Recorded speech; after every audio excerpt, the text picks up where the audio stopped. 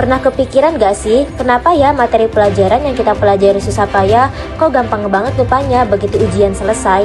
Nah, jawabannya mungkin ada di konsep yang namanya deep learning. Dan ini bisa jadi mengubah cara kita melihat belajar.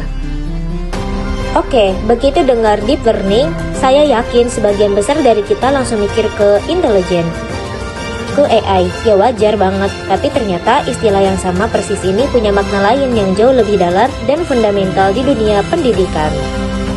Jadi gini, ini itu bukan soalnya informasi ke otak. Coba bayangin, kita lagi bangun rumah. Deep learning itu bukan sekedar numpuk batu bata, tapi benar-benar merancang fondasi dinding dan atapnya jadi satu kesatuan yang kokoh. Jadi siswa diajak buat menghubungkan ide berpikir kritis sampai akhirnya mereka bisa jelasin konsep rumit pakai bahasa mereka sendiri. Nah, itu baru pemahaman yang benar-benar nempel. Nah, di sini perbedaannya kelihatan jelas banget. Di satu sisi, ada yang namanya pembelajaran permukaan atau surface learning. Fokusnya ya cuman hafalin fakta buat jangka pendek biar lulus ujian. Udah. Tapi di sisi lain ada deep learning yang membangun pemahaman mendalam yang bisa kita pakai seumur hidup. Terus gimana sih cara kerjanya? Ternyata ada 4 pilar utama yang bikin metode pembelajaran mendalam ini jadi begitu efektif. Yuk kita bedah satu persatu. Ini dia nih keempat fondasinya, mulai dari metakognisi atau sadar gimana cara kita belajar sampai membangun makna dari apa yang kita pelajari. Keempat pilar inilah yang mengubah total transiswa dari yang tadinya cuma menerima informasi secara pasif jadi pencari ilmu yang super aktif. Oke, mungkin ini kedengarannya agak teori banget ya. Biar lebih kebayang, yuk kita lihat contoh nyatanya gimana sih ini diterapkan di kelas, misalnya dalam pembelajaran sejarah kebudayaan Islam atau SKI.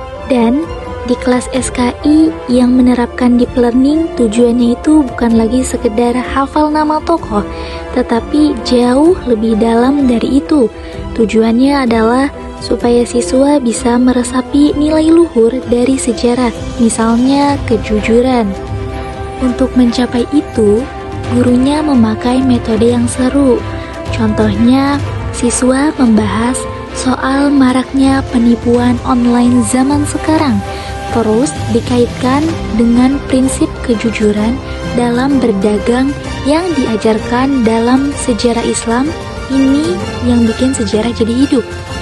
Dan teknologi juga punya peran penting di sini, tetapi bukan sebagai distraksi loh, melainkan sebagai alat untuk memperdalam pemahaman. Misalnya, membuat video narasi digital mereka sendiri yang berdasarkan fakta sejarah yang sudah dipelajari. Keren kan? Jadi apa sih ujung-ujungnya dari semua ini?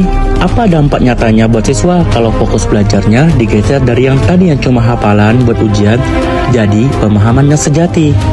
Kutipan dari penelitian ini benar-benar merangkum esensinya siswa itu bertransformasi.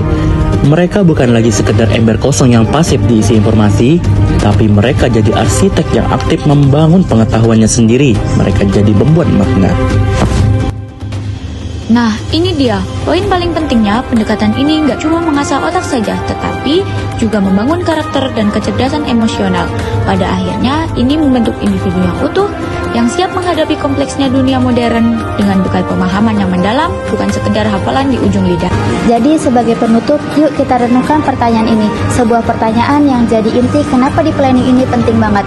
Hari ini coba bayangkan gimana jadinya kalau tujuan utama setiap siswa di sekolah bukan lagi sekedar untuk lulus ujian, tapi untuk benar-benar memahami. Bayangkan potensi luar biasa yang bisa kita buka bersama.